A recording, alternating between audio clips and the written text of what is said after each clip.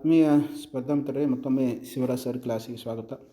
ಇದನ್ನು ನಾವು ಪರೀಕ್ಷೆಯ ಮಹತ್ವ ದೃಷ್ಟಿಯಿಂದ ಗಂಗಾ ನದಿ ವ್ಯವಸ್ಥೆ, ಭಾರತದ ಅತ್ಯಂತ ದೊಡ್ಡದಾದ ನದಿಯಾದಂತಹ ಗಂಗಾ ನದಿ ವ್ಯವಸ್ಥೆ ಮೇಲೆ ಪ್ರಶ್ನೆಗಳನ್ನು ನಾವು ಯಾವುದೇ ಸ್ಪರ್ಧಾತ್ಮಕ ಪರೀಕ್ಷೆಯಲ್ಲಿ ನಿರೀಕ್ಷಿಸಬಹುದು. ಆ ಕಾರಣಕ್ಕಾಗಿ ಈ ದಿನ ನಾವು ಗಂಗಾ ನದಿಯ ವ್ಯವಸ್ಥೆ ಒಂದು ಸಮಗ್ರ ಭೌಗೋಳಿಕ ಒಂದು ಅಧ್ಯಯನವನ್ನು ನೋಡೋಣ. ಎಲ್ಲ ಪರೀಕ್ಷೆಗೆ ಸಹಾಯ ಆಗ್ತದೆ.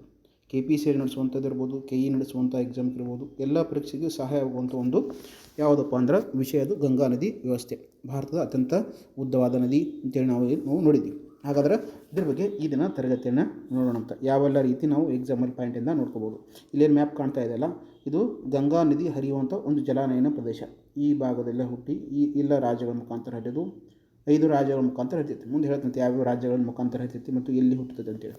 ಇದೆಲ್ಲದ ದೊಡ್ಡದಿಲ್ಲ, ಇದು ಗಂಗಾ ನದಿಯ ಜಲನಯನ ಪ್ರದೇಶ ಅಂತೇಳಿ ನೋಡ್ತೀವಿ ನಾವು. ಭಾರತದ ಮ್ಯಾಪನ್ನು ನೋಡಿದಾಗ ಈ ಭಾಗದಲ್ಲಿ ಸುಮಾರು 5 ರಾಜ್ಯಗಳಲ್ಲಿ ಗಂಗಾ ಜಲನಯನ ಪ್ರದೇಶ ಕಂಡುಬರ್ತದೆ. ಹೌದಾ? ನೋಡೋಣ ಗಂಗಾ ನದಿ ಎಲ್ಲಿ ಹುಟ್ಟುತ್ತದೆ ಮತ್ತು ಅದರ ವಿಶೇಷತೆ ಏನಂತೇಳಿ, ಯಾವುದೆಲ್ಲ ಪರೀಕ್ಷೆ ದೃಷ್ಟಿಯಿಂದ ಏನೆಲ್ಲ ಎಕ್ಸಾಮಲ್ಲಿ ಕೇಳ್ಬೋದು, ನಿರೀಕ್ಷೆ ಮಾಡ್ಬೋದು ಅಂತೇಳಿ. ಈ ಮ್ಯಾಪ್ ನೋಡಿದಾಗ ಗೊತ್ತಾಗುತ್ತಲ್ಲ, ಈ ಮ್ಯಾಪ್ನ ನೀವು ಗಮನಿಸಿದಾಗ ಈ ಭಾಗದಾಗ ಭಾರತದ ಈ ಭಾಗದಲ್ಲಿ ಗಂಗಾ ನದಿಯ ಜಲಾನಯನ ಪ್ರದೇಶ ಕಂಡುಬರ್ತೈತಿ.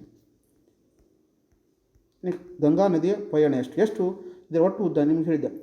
ಭಾರತ ಅತ್ಯಂತ ದೊಡ್ಡದಾದ ನದಿ ಯಾವುದಪ್ಪ ಅಂದ್ರೆ, ಉದ್ದವಾದ ನದಿ ಮತ್ತು ದೊಡ್ಡದಾದ ನದಿ ಯಾವುದಪ್ಪ ಅಂದ್ರೆ ಗಂಗಾ ನದಿ. ಇದು ಒಟ್ಟು 2525 ಚದರ ಕಿಲೋಮೀಟರ್ ಇರ್ತೈತಿ. ಎಷ್ಟು ರಾಜ್ಯಗಳ ಮುಖಾಂತರ? 5 ರಾಜ್ಯಗಳ ಮುಖಾಂತರ. 5 ರಾಜ್ಯಗಳ ಮುಖಾಂತರ ಗಂಗಾ ನದಿಯು 2525 ಚದರ ಕಿಲೋಮೀಟರ್ ಇರ್ತೈತಿ. ಇದು ಉಗಮ ಆಗುತ್ತೆ ಎಲ್ಪ ಅಂದ್ರೆ ಉತ್ತರಾಖಂಡ ರಾಜ್ಯದ ಉತ್ತರ ಕಾಶಿಯಲ್ಲಿ ಬರುವಂಥ ಗಂಗೋತ್ರಿ ಹಿಮನದಿಯ ಮತ್ತು ಪ್ರಾರಂಭದಲ್ಲಿ ಭಾಗೀರಥಿ ಅಂತ ಹೆಸರಿರ್ತದೆ. ಇದು ಗಂಗೋತ್ರಿ ಮತ್ತು ಭಾಗೀರಥಿ ಎಂಬ 2 ನದಿಗಳ ಸಂಗಮ. ಭಾಗೀರಥಿ 2 ನದಿಗಳ ಸಂಗಮವಾಗಿ ಮುಂದೆ ಗಂಗಾ ನದಿಯಾಗಿ ಹರಿತೈತಿ.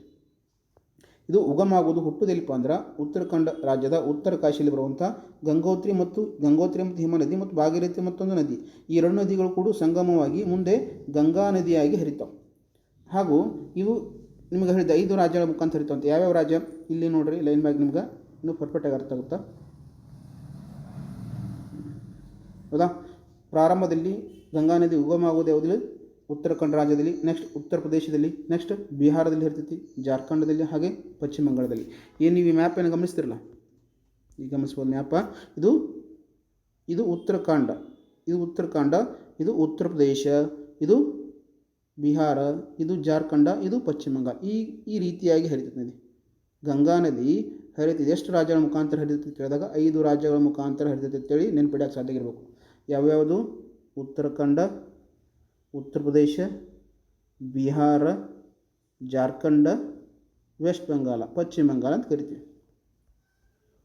ಈ 5 ರಾಜ್ಯಗಳ ಮುಖಾಂತರ ಗಂಗಾ ನದಿಯು 5 ರಾಜ್ಯಗಳ ಮುಖಾಂತರ ಹರಿತೈತಿ. Very very important. ಎಕ್ಸಾಮ್ ಹಲವಾರು ಬಾರಿ ಹಿಂದಿನಲ್ಲಿ ಕೇಳಿದಾನೆ. ಗಂಗಾ ನದಿ ಹರಿಯುವ ರಾಜ್ಯಗಳು ಎಷ್ಟು ಅಂತೇಳಿ, 5 ರಾಜ್ಯಗಳು. ಅವು ಯಾವ್ಯಾವ ರಾಜ್ಯಗಳು ಅಂತೇಳಿ ಕೊಟ್ಟಿರ್ತಾನೆ, ಅದನ್ನು ನೀವು ಐಡೆಂಟಿಫೈ ಮಾಡೋಕ್ಕೆ ಸಾಧ್ಯ ಆಗಿರಬೇಕು. ಹೌದಾ? ಇದು ಗಂಗಾ ನದಿಯ ಜಲನ ಪ್ರದೇಶ. ಇದು ಎಷ್ಟು ಚದರ ಕಿಲೋಮೀಟರ್ ಐತೆ ಅಂತ ಹೇಳಿದೆ ನಿಮಗೆ? 2525 ಚದರ ಕಿಲೋಮೀಟರ್ ಐತೈತಿ. ಮತ್ತು ಭಾರತದ ಅತ್ಯಂತ ದೊಡ್ಡದಾದಂಥ ನದಿ ಯಾವುದಪ್ಪ ಅಂದ್ರೆ ಗಂಗಾ ನದಿ. ಇದು ನಿಮ್ಗೆ ನೆನಪಿರಲಿ. ನೆಕ್ಸ್ಟ್, ಇದು ಭಾರತ ಭೂಭಾಗದಲ್ಲಿ ಎಷ್ಟು ಪ್ರಮಾಣದ ಜಲನಯ ಭೂಮಿಯನ್ನು ಹೊಂದೈತಂದ್ರೆ 26.2% ಅತಿ ದೊಡ್ಡ ಜಲಾನಯನ ಪ್ರದೇಶ ಆಗಿತ್ತು. ಭಾರತ ಭೂಭಾಗದಲ್ಲಿಯೇ ಅತ್ಯಂತ ಜಲಾನಯನ ಪ್ರದೇಶ ಯಾವುದಪ್ಪ ಅಂದ್ರೆ ಗಂಗಾ ನದಿ ಪ್ರದೇಶ. ಇದು ಎಷ್ಟೈತೆ ಅಂದ್ರೆ 26.2% ಗಂಗಾ ನದಿಯ ಜಲಾನಯನ ಪ್ರದೇಶವನ್ನು ಇದು ಹೊಂದೈತಿ. ಹೌದಾ? ನೆಕ್ಸ್ಟ್ ಇನ್ನೀಗ ಅತಿ ಹೆಚ್ಚು ಉದ್ದ ಹರಿಯುವ ರಾಜ್ಯ ಯಾವುದು ಅಂತ ಕೇಳ್ತಾನೆ ಎಕ್ಸಾಮ್ ನೆಟ್ಬಿಟ್ಟು. ಅತ್ಯಂತ ಹೆಚ್ಚು ಹರಿಯುವ ಉದ್ದ ರಾಜ್ಯ ಯಾವುದು ಅಂತ ಕೇಳ್ತಾನೆ. ಅದು ಸಹ ನೀವು ಎಕ್ಸಾಮ ಪರೀಕ್ಷಾ ನೆನ್ಪಿಡಬೇಕು. ಅತ್ಯಂತ ಕಡಿಮೆ ಜಲಾನಯನ ಪ್ರದೇಶ ಯಾವುದು ಅಂತ ಕೇಳ್ತಾನೆ. ಇವೆಲ್ಲ ನೆನ್ಪಿಡಕ್ಕೆ ಸಾಧ್ಯ ಇಲ್ಲ. ನೆಕ್ಸ್ಟ್ ಇದನ್ನು ಅಂತ್ಯದಲ್ಲಿ ಏನಂತ ಕರಿತೀವಿ? ಬಾಂಗ್ಲಾದೇಶದಲ್ಲಿ ಸೇರಿದ ನಂತರ ಈ ನದಿಯನ್ನು ಏನಂತ ಕರಿತೀವಿ ನಾವು? ಪದ್ಮಾ ನದಿ ಅಂತ ಕರಿತೀವಿ. ಅಂದ್ರೆ ಬಾಂಗ್ಲಾದೇಶದ ಪದ್ಮಾ ಪ್ರವೇಶ ಅಂದ್ರೆ ಪದ್ಮಾ ನದಿಯಾಗಿ ಇಲ್ಲಿ ಹರಿತೈತಿ. ಜಮುನಾ ನದಿಯೊಡನೆ ಸೇರಿ ವಿಶ್ವದ ಅತಿ ದೊಡ್ಡದಾದಂಥ ಸುಂದರ್ಬನ್ ಡೆಲ್ಟಾವನ್ನು ನಿರ್ಮಾಣ ಮಾಡ್ತೀವಿ. ನಾವು ನೋಡ್ತೇವೆ, ವೆಸ್ಟ್ ಬಂಗಾಳದಲ್ಲಿ ಕಂಡು ಬರ್ತೈತಿ, ಪಶ್ಚಿಮ ಬಂಗಾಳದಲ್ಲಿ ಸುಂದರ್ಬನ್ ಉದ್ಯಾನವನ ಅಂತ ಕರಿತೀವಿ. ಈ ಸುಂದರ್ಬನವನ್ನು ಜಮುನಾ ನದಿ ಅಂದ್ರೆ ಬಾಂಗ್ಲಾದೇಶದಲ್ಲಿ ಪದ್ಮಾ ನದಿ ಪ್ರವೇಶದ ಜೊತೆಗೆ ಜಮುನಾ ನದಿಯೊಡನೆ ಸೇರಿ ಏನಾಗುತ್ತೆ, ವಿಶ್ವದ ಅತಿ ದೊಡ್ಡದಾದ ಡೆಲ್ಟಾ ಯಾವುದಂದ್ರೆ ಸುಂದರ್ಬನ್ ಡೆಲ್ಟಾ. ಇದು ವೆಸ್ಟ್ ಬಂಗಾಳದಲ್ಲಿ ಕಂಡು ಬರ್ತೈತಿ. ಇದು ಗಂಗಾ ನದಿಯನ್ನು ಬಾಂಗ್ಲಾದೇಶದಲ್ಲಿ ಪದ್ಮಾ ನದಿ ಅಂತ ಕರೀತಾರೆ. ಇದೊಂದು ಸಲ ನೆನಪಿಡೋಕ್ಕಾಗಿದ್ದು ನೀವು.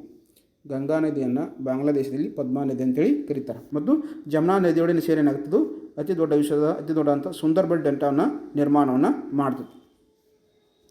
ನೆಕ್ಸ್ಟ್ ಪಂಚಪ್ರಯಾಗಗಳು ಅಂತ ನೋಡ್ತೀವಿ ನಾವು. ಪಂಚಪ್ರಯಾಗಗಳು ವೆರಿ ವೆರಿ ಇಂಪಾರ್ಟೆಂಟ್. ಧಾರ್ಮಿಕ ಕೇಂದ್ರಗಳಲ್ಲಿ ಭಾರತದಲ್ಲಿ ಧಾರ್ಮಿಕ ಕೇಂದ್ರಗಳು ಮತ್ತು ಪಂಚಪ್ರಯಾಗಗಳು ಅಂತ ನೋಡ್ತೀವಿ. ಪಂಚಪ್ರಯಾಗಗಳು ಅತ್ಯಂತ ಪರೀಕ್ಷಾ ದೃಷ್ಟಿಯಿಂದ ಅತ್ಯಂತ ಮಹತ್ವ ಆಗೈತಿ. ಇಲ್ಲಿಂದ ಏನೇನಾಗ್ತದೆ ಅಂತೇಳಿ ಪಂಚಪ್ರಯಾಗಗಳಲ್ಲಿ ಫಸ್ಟಿಗೆ ಅಲಕಾನಂದ. ವಿಷ್ಣು ಪ್ರಯಾಗ ಅಂತ ನೋಡ್ತೀವಿ. ವಿಷ್ಣು ಪ್ರಯಾಗದಲ್ಲಿ ಯಾವ್ಯಾವೆಲ್ಲ ನದಿಗಳು ಸಂಗಮ ಆಗ್ತದೆ? ಅಲಕಾನಂದ ಮತ್ತು ಧೌಳಿಗಂಗಾ ನದಿಗೆ ಮೊದಲ ಬಾರಿಗೆ ಪ್ರಯಾಗ ಆಗ್ತದೆ. ವಿಷ್ಣು ಪ್ರಯಾಗ ಯಾವ್ಯಾವ ನದಿಗಳ ಸಂಗಮ ಆಗ್ತವ? ಅಲಕಾನಂದ ಮತ್ತು ಧೌಳಿಗಂಗಾ ಸೇರಿ ಅಲಕಾನಂದ ನದಿಯಾಗಿ ಹರಿತವೆ.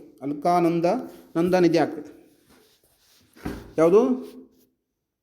ಅಲಕಾನಂದದ ಬಳಿ, ವಿಷ್ಣು ಪ್ರಯಾಗ ಬಳಿ ಅಲಕಾನಂದ ಮತ್ತು ಧೌಳಿಗಂಗಾ ಸೇರಿ ಮೊದಲ ಪ್ರಯಾಗ ಯಾವುದಂದ್ರೆ ವಿಷ್ಣು ಪ್ರಯಾಗ. ಮೊದಲ ಪ್ರಯಾಗ ಯಾವುದಂದ್ರೆ ವಿಷ್ಣು ಪ್ರಯಾಗ. ವಿಷ್ಣು ಪ್ರಯಾಗ ಏನಾಗ್ತತಿ? ನಳಂದ ನದಿಯಾಗಿ ಇಲ್ಲಿ ವಿಷ್ಣು ಪ್ರಯಾಗ ಆಗ್ತದೆ. ಎರಡು ನದಿಗಳು ಸಂಗಮ ಆಗ್ತದೆ. ನೆಕ್ಸ್ಟ್ ಎರಡನೇ ಪ್ರಯಾಗವಾದ ನಂದ ಪ್ರಯಾಗ. ನಂದ ಪ್ರಯಾಗದಲ್ಲಿ ಯಾವ್ಯಾವ ನದಿಗಳು ಸಂಗಮ ಆಗ್ತದೆ ಅಂದ್ರೆ ಅಲಕಾನಂದ ಮತ್ತು ನಂದಾಕಿನಿ ಎರಡು ನದಿಗಳು ಸೇರಿಕೊಂಡು ಇಲ್ಲಿ ನಂದ ಪ್ರಯಾಗ ಆಗ್ತದೆ. ಮೂರನೇ ಪ್ರಯಾಗ ಕರ್ಣ ಪ್ರಯಾಗದಲ್ಲಿ ಅಲಕಾನಂದ ಪ್ಲಸ್ ಪಿಂಡಾರಿ ನದಿ. ಅಲಕಾನಂದ ಮತ್ತು ಪಿಂಡಾರಿ ನದಿಗಳು ಎರಡು ಸಂಗಮಗೊಂಡು ಕರ್ಣ ಪ್ರಯಾಗ ಅಂತ ಕರಿತೀವಿ. ಮೊದಲನೇ ಪ್ರಯಾಗ ವಿಷ್ಣು ಪ್ರಯಾಗ, ಎರಡನೇ ಪ್ರಯಾಗ ನಂದ ಪ್ರಯಾಗ, ಮೂರನೇ ಪ್ರಯಾಗ ಕರ್ಣ ಪ್ರಯಾಗ. ಮೊದಲನೇ ವಿಷ್ಣು ಪ್ರಯಾಗದಲ್ಲಿ ಅಲಕಾನಂದ ಮತ್ತು ಧೌಳಿಗಂಗಾ, ಎರಡನೇ ಪ್ರಯಾಗದಲ್ಲಿ ನಂದ ಪ್ರಯಾಗದಲ್ಲಿ ಅಲಕಾನಂದ ಮತ್ತು ನಂದಾಕಿನಿ, ಮೂರನೇ ಕರ್ಣ ಪ್ರಯಾಗದಲ್ಲಿ ಅಲಕಾನಂದ ಮತ್ತು ಪಿಂಡಾರಿಕ ನದಿಗಳು ಕೂಡಿಕೊಂಡು ಏನಾಗ್ತವೆ? ಕರ್ಣ ಪ್ರಯಾಗ ಆಗ್ತವೆ. ಇನ್ನು ನಾಲ್ಕನೇ ಪ್ರಯಾಗ ಯಾವಪ್ಪ ಅಂದರೆ ರುದ್ರ ಪ್ರಯಾಗ ಅಂತ ಕರಿತೀವಿ.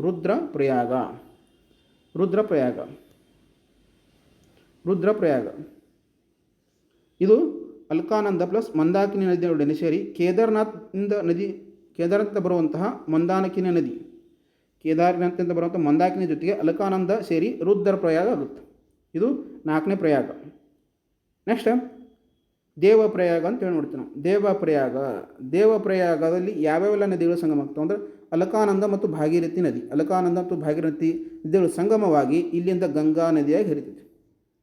ಪ್ರಾರಂಭದಲ್ಲಿ ಭಾಗೀರಥಿ ನದಿ ಮತ್ತು ಅಲಕಾನಂದ ಈ ಪ್ರಯಾಗಗಳು ಅಂತ ನೋಡ್ತೀವಿ, ಈ ಗಂಗೋತ್ರಿ ಅಂತ ನೋಡ್ತೀವಿ. ಇವೆಲ್ಲವೂ ಕೂಡಿಕೊಂಡು ಗಂಗಾ ನದಿಯಾಗಿ ಮುಂದೆ ಕಂಟಿನ್ಯೂ ಆಗಿರ್ತವೆ. ಮೊದಲನೇ ಅಲಕಾನಂದ ಜೊತೆಗೆ ಧೌಳಿಗಂಗಾ ಸೇರಿ ವಿಷ್ಣು ಪ್ರಯಾಗ ಆಗುತ್ತೆ.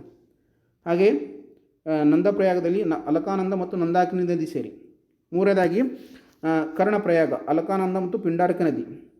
ನಾಲ್ಕನೇ ಪ್ರಯಾಗ ರುದ್ರ ಪ್ರಯಾಗ ಅಲಕಾನಂದ ಪ್ಲಸ್ ಮಂದಾಕಿನಿ ನದಿ, ಕೇದಾರನಾಥದಿಂದ ಬರ್ತದೆ. ಯಾವುದು? ಮಂದಾಕಿನಿ ನದಿ. ನೆನಪಿರಲಿ, ಕೇದಾರನಾಥದಿಂದ ಬರ್ತದೆ ಮಂದಾಕಿನಿ ನದಿ. ನೆಕ್ಸ್ಟ್ ದೇವಪ್ರಯಾಗದಲ್ಲಿ ಅಲಕಾನಂದ ಮತ್ತು ಭಾಗೀರಥಿ ಇಲ್ಲಿಂದ ಏನಾಗ್ತಾವೆ ಅಂದರೆ ಇವು ಸಂಗಮವಾಗಿ ಗಂಗಾ ನದಿ ಅಂತೇಳಿ ಹರಿತಾ ಹೋಗುತ್ತೆ. ಇಲ್ಲಿಂದ ಅಧಿಕೃತವಾಗಿ ಎಲ್ಲಿ ಅಲಕಾನಂದ ಪ್ಲಸ್ ಭಾಗೀರಥಿ ನದಿಗಳು ಪ್ಲಸ್ ಕೂಡಿಕೊಂಡು ಏನಾಗ್ತಾವೆ ಮುಂದೆ ಗಂಗಾ ನದಿಯಾಗಿ ಹೆಸರನ್ನು ಪಡ್ಕೊಳ್ತಾವೆ. ನೆಕ್ಸ್ಟ್ ಇನ್ನು ಯಾವುದೇ ನದಿ ಇರಲದಕ್ಕೆ ಉಪನದಿಗಳನ್ನು ನೋಡ್ತೀವಿ ನಾವು. ಉಪನದಿಗಳನ್ನು ನೋಡ್ತೀವಿ. ಬಲದಂಡೆ ಉಪನದಿಗಳು, ಎಡದಂಡೆ ಉಪನದಿಗಳು ಅಂತೇಳಿ. ಹಾಗಾಗಿ ಎಡದಂಡೆ ಉಪನದಿಗಳು ಯಾವುದು? ಎಡದನಿಂದ ಉಪನದಿಗಳು ಪಶ್ಚಿಮದಿಂದ ಪೂರ್ವಕ್ಕೆ ಕ್ರಮ ನೆನಪಿಡಬೇಕಾದ್ರೆ ಭೌಗೋಳ ಅಕ್ಷ ನೋಡ್ಬೇಕು ನಾವು. ನೆಕ್ಸ್ಟ್ ಯಾವ್ಯಾವ ನದಿ ಇರ್ತಾವೆ? ಹೌದಾ? ರಾಮಗಂಗಾ ನದಿ ಇದು ಜಿಮ್ ಕಾರ್ಬೆಟ್ ರಾಷ್ಟ್ರೀಯ ಉದ್ಯಾನವನ ಮೂಲಕ ಹರಿಯುತ್ತೆ. ರಾಮಗಂಗಾ ನದಿ ನಮ್ಗೆ ಕೇಳಿದ ಜಿಮ್ ಕಾರ್ಬೆಟ್ ರಾಷ್ಟ್ರೀಯ ಉದ್ಯಾನ ನೆನಪಬೇಕು. ಯಾವ ನದಿಯ ಮುಖಾಂತರ ಜಿಮ್ ಕಾರ್ಬೆಟ್ ರಾಷ್ಟ್ರೀಯ ಉದ್ಯಾನವನದಲ್ಲಿ ಹರಿಯುವ ನದಿ ಯಾವುದು? ರಾಮಗಂಗಾ ನದಿ. ಅತಿ ಹೆಚ್ಚು ಗಾಗ್ರಾ ನದಿ ಎರಡನೇದು ಉಪನದಿ ಪೂರ್ವಕ್ಕೆ ಹರಿಯೋದು. ನೆಕ್ಸ್ಟ್ ಮೂರನೇದು ಕೋಶಿ ನದಿ. ಇದನ್ನು ಬಿಹಾರದ ಕಣ್ಣೀರು ನದಿ ಅಂತ ಕರಿತೀವಿ. ಸ್ಯಾರೋ ಆಫ್ ಬಿಹಾರ್ ಅಂದ್ರೆ ಬಿಹಾರದ ಕಣ್ಣೀರು ನದಿ. ಪದೇ ಇದನ್ನು ಹಾದಿ ಏನಾಗ್ತದೆ ಬದಲಾಯಿಸ್ತಿರ್ತದೆ. ಗಾಗ್ರಾ ನದಿ ಅತಿ ಹೆಚ್ಚು ಪ್ರಮಾಣದ ನೀರನ್ನು ಒದಗಿಸುವ ಉಪನದಿ. ಸರಿಯೂ ನದಿಯ ನಂತರ ಸರಿಯುವುದ ಉಪನದಿಗಿದೆ. ಯಾವುದು? ಗಾಗ್ರಾ ನದಿ ಸರಿಯೂ ಉಪನದಿ. ಇದು ಅತಿ ಹೆಚ್ಚು ಪ್ರಮಾಣದ ನೀರನ್ನು ಒದಗಿಸುವಂಥ ಒಂದು ಉಪನದಿ. ಪಶ್ಚಿಮದ ಪೂರ್ವಕ್ಕೆ ನಮ್ಮ ನೆನಪಬೇಕಾದ್ರೆ ರಾಮಗಂಗಾ, ಗಾಗ್ರಾ, ಕೋಸಿ ಈ ನದಿಗಳು ಏನು ಮಾಡ್ತಾವಪ್ಪ ಅಂದ್ರೆ ನಡೀತಾವೆ. ನೆಕ್ಸ್ಟ್ ಎಡದಿಂದ ಮೇಲ್ಮರೆ ನೆನಪಂದ್ರೆ ಗೋಮತಿ ನದಿ. ಬಯಲು ಸೀಮೆಯಲ್ಲಿ ಏಕೈಕ ನದಿ ಲಕ್ನೋ ನಗರದ ಇದರ ದಂಡೆಯ ಮೇಲಿದೆ. ವೆರಿ ಇಂಪಾರ್ಟೆಂಟ್, ನೆನಪಿಡಕ್ಕೆ ಸಾಧ್ಯ ಆಗಿರಬೇಕೆಲ್ಲ ಇವನು. ಯಾಕಂದರೆ ಎಕ್ಸಾಮಲ್ಲಿ ಯಾವ ರೀತಿ ಪ್ರಶ್ನೆಗಳನ್ನು ಕೇಳ್ತಾನೆ ಅಂತೇಳಿ ನಾವು ನಿರೀಕ್ಷೆ ಮಾಡ್ಲಿಕ್ಕೆ ಇರೋಂಗಿಲ್ಲ. ಏನು? ಗೋಮತಿ ನದಿ ಎಡದಂಡೆಯ ನದಿಗಳು. ಒಂದನೇದು ಗೋಮುತ ನದಿ, ಎರಡನೇದು ಗಡಕ, ಮೂರನೇದು ಮಹಾನಂದ. ಈ ನದಿಗಳ ಬಗ್ಗೆ ಏನೆಲ್ಲ ಕೇಳ್ಬೋದು? ಗೋಮತಿ ನದಿ ಇದು ಬಯಲು ಸೀಮೆಯಲ್ಲಿ ಉಗಮಿಸುವ ಏಕೈಕ ನದಿ ಅಂತ ನೋಡ್ತೀವಿ. ಬಯಲು ಸೀಮೆಯಲ್ಲಿ ಉಗಮಿಸುವ ಏಕೈಕ ನದಿ ಮತ್ತು ಲಕ್ನೋ ನಗರ ಏನು ಉತ್ತರ ಪ್ರದೇಶದ ರಾಜಧಾನಿ ಲಕ್ನೋ ಇದೆಯಲ್ಲ, ಲಕ್ನೋ ನಗರ ಯಾವ ನದಿ ದಂಡೆ ಮೇಲೆ ಐತಿದ? ಗೋಮತಿ ನದಿಯ ದಂಡೆ ಮೇಲೆ ದಡದಲ್ಲಿದೆ. ಯಾವುದು? ಗೋಮತಿ ನದಿ. ಇದು ಗೋಮತಿ ನದಿ ಗಂಗಾ ನದಿಯ ಎಡದಂಡೆ ಉಪನದಿ. ನೆಕ್ಸ್ಟ್ ಗಡಕ್ ನದಿ ಇದು ಪ್ರಸಿದ್ಧ ಸೋನ್ಪುರ್ ಜಾನುವಾರು ಜಾತ್ರೆ ನಡೆಯುವ ಸ್ಥಳ. ಗಡಕ್ ಏನಂದ್ರೆ ಇಲ್ಲಿ ಪ್ರಸಿದ್ಧ ಸೋನ್ಪುರ್ ಜಾತ್ರೆ ಜಾನುವಾರು ಜಾತ್ರೆ ನಡೀತೈತಿ. ಯಾವುದು ಜಾನುವಾರು ಜಾತ್ರೆ ಜೋಧ್ಪುರದಲ್ಲಿ ಗಡಕ್ ನದಿಯ ಸುತ್ತಮುತ್ತ ನಡೀತೈತಿ. ನೆಕ್ಸ್ಟ್ ಮುಂದೆ ಯಾವುದು ಉಪನದಿ ಅಂದರೆ ಮಹಾನಂದ ಉಪನದಿ. ಇಲ್ಲಿ ಡಾರ್ಜಿಲಿಂಗ್ ಬೆಟ್ಟಗಳು ಉಗಮ ಮತ್ತು ಕೊನೆಯ ಬಂಡೆಗಳು ಉಪನದಿ ಅಂತ ನೋಡ್ತೀವಿ. ಡಾರ್ಜಿಲಿಂಗ್ ಬೆಟ್ಟಗಳಲ್ಲಿ ಉಗಮ, ಇದೆಲ್ಲಿ ಉಗಮ ಆಗ್ತಂದ್ರೆ ಡಾರ್ಜಿಲಿಂಗ್ ಬೆಟ್ಟಗಳಲ್ಲಿ ಉಗಮ ಆಗ್ತೈತಿ. ಕೊನೆಯ ಎಡದಂಡೆ ಉಪನದಿ ಇದು.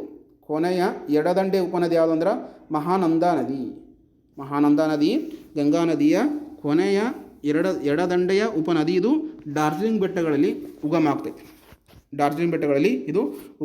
ಇದು ಎಲ್ಲ ಎಡದಂಡೆಯ ನದಿಗಳು. ನೆಕ್ಸ್ಟ್ ಇನ್ನು ಬಲದಂಡೆಯ ನದಿಗಳು, ಗಂಗಾ ನದಿಯ ಬಲದಂಡೆಯ ನದಿಗಳು.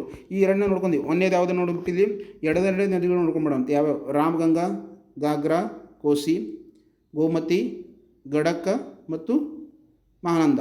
ಇವೆಲ್ಲ ಏನಪ್ಪ ಅಂದ್ರೆ ಇವೆಲ್ಲ ಎಡಮುಖದ ನದಿಗಳು. ಎಡಮುಖವಾಗಿ ಗಂಗಾ ನದಿಯ ಎಡಮುಖ ನದಿಗಳು ನೋಡ್ತೀವಿ. ನೆಕ್ಸ್ಟ್ ಬಲದಂಡೆ ಉಪನದಿಗಳು ಯಾವ್ಯಾವು? ಯಮುನಾ ನದಿ ಇದರ ವಿಶೇಷ ಏನಪ್ಪ ಅಂದ್ರೆ ಯಮುನಾ ನದಿ ಅತ್ಯಂತ ಉದ್ದವಾದಂಥ ಉಪನದಿ. ಗಂಗಾ ನದಿಯ ಅತ್ಯಂತ ಉದ್ದವಾದ ಉಪನದಿ ಯಾವುದಂತ ಕೇಳ್ತಾನೆ.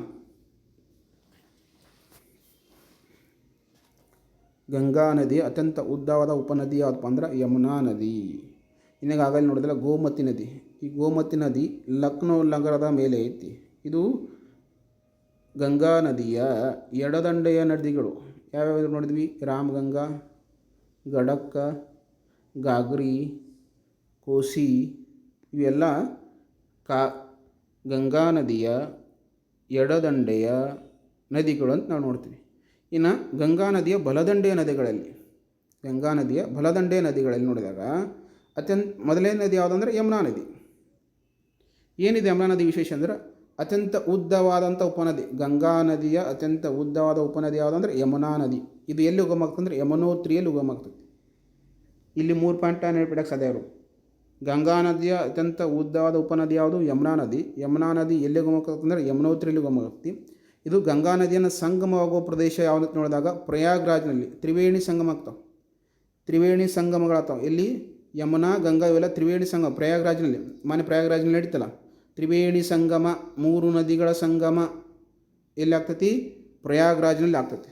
ಉಪನದಿಗಳು ಯಾವ ಅಂದ್ರೆ ಯಮುನಾ ನದಿಗೆ ಚಂಬಲ್, ಬೆಟ್ವಾ, ಸಿಂಧ ಮತ್ತು ಕೇನ್ ಯಮುನಾ ನದಿಯ ಉಪನದಿಗಳು. ಇವು ನೆನಪಿಡ್ಯಾಕೆ ಸಾಧ್ಯ ಆಗಿರ್ಬೇಕು ನಾವು. ಮತ್ತು ನಿಮಗೆ ಯಮುನಾ ನದಿ ಹೇಳ್ತಂತ ಯಮುನಾ ನದಿ ಎಲ್ಲಿ ಹುಟ್ಟುತ್ತಿ ಮತ್ತು ಅದರ ಉಪನದಿಗಳೇನು, ಅದು ವಿಶೇಷತೆ ಏನಂತೇಳಿ. ಈ ಯಮುನಾ ನದಿ ಅತ್ಯಂತ ಉದ್ದವಾದಂಥ ಗಂಗಾ ನದಿಯ ಉಪನದಿಯಾಗಿದ್ದು ಇದು ಯಮುನೋತ್ರಿಯಲ್ಲಿ ಉಗಮ ಆಗ್ತೈತಿ. ಇದು ಎಲ್ಲಿ ಸಂಗಮ ಆಗ್ತದೆ ಅಂದ್ರೆ ಪ್ರಯಾಗ್ರಾಜ್ನಲ್ಲಿ ತ್ರಿವೇಣಿ ಸಂಗಮ ಆಗ್ತಾವೆ ನದಿಗಳು. ತ್ರಿವೇಣಿ ಸಂಗಮದಲ್ಲಿ ಇದು ಮಧ್ಯ. ನೆಕ್ಸ್ಟ್ ಸೋನ್ ನದಿ ಮಧ್ಯಪ್ರದೇಶದ ಅಮರಕಂಟಕದಲ್ಲಿ ಉಗಮ ಆಗ್ತೈತೆ. ಮಧ್ಯಪ್ರದೇಶದ ಅಮರಕಂಟಕದಲ್ಲಿ ಉಗಮ ಆಗುವಂಥ ನದಿ ಯಾವುದು ಅಂದ್ರೆ ಸೋನ್ ನದಿ. ಇದು ದಕ್ಷಿಣದಿಂದ ಉತ್ತರಕ್ಕೆ ಹರಿಯುವ ಪ್ರಮುಖ ನದಿ. ದಕ್ಷಿಣದಿಂದ ನೆನಪಿಡಕ್ಕೆ ಸಾಧ್ಯ ಆಗಿರ್ಬೋದು ಸೋನ್ ನದಿ. ಯಾಕಂದ್ರೆ ಇದು ಉತ್ತರದಿಂದ ದಕ್ಷಿಣಕ್ಕೆ ಹರಿದ್ರೆ ಇದು ದಕ್ಷಿಣಕ್ಕಿಂತ ಉತ್ತರಕ್ಕೆ ಹರಿತೈತಿ. ಎಲ್ಲ ನದಿಗಳು ಉತ್ತರದಿಂದ ದಕ್ಷಿಣಕ್ಕೆ ಹರಿದರೆ ಸೋನ್ ನದಿ ದಕ್ಷಿಣದಿಂದ ಉತ್ತರಕ್ಕೆ ಹರಿತೈತಿ. ಗಂಗಾ ನದಿ ಉಪನದಿ ಇದು ಬಲದಂಡೆ ಉಪನದಿ ಆಯ್ತವಾ. ಮತ್ತು ಪಾಟ್ನಾ ಬಳಿ ಗಂಗಾ ನದಿಯನ್ನು ಸೇರ್ತೈತಿ. ಬಿಹಾರದ ಪಾಟ್ನಾ ನೋಡಿಲ್ಲ. ಬಿಹಾರದ ರಾಜಧಾನಿ ಯಾವುದು ನೆನಪಿರಲಿ. ಇವೆಲ್ಲವೂ ಕರೆಂಟ್ GK ಜೊತೆಗೆ ಲಿಂಕ್ ಇರಬೇಕು ನಿಮಗೆ. ಬಿಹಾರದ ಈಗಿನ ಮುಖ್ಯಮಂತ್ರಿ ಯಾರು? ಬಿಹಾರದ ಅತ್ಯಂತ ಕಂಡಿರ ನದಿ ಯಾವುದು? ಇನ್ನೇ ನೋಡಿದಿಲ್ಲ ಕೋಸಿ ನದಿ. ಬಿಹಾರನ ಕಂಡಿರ ನದಿ ಅಂತ ನೋಡ್ತೀವಿ. ಸ್ಯಾರಾ ಆಫ್ ಬಿಹಾರ ಅಂತ ಕರೀತಾರೆ.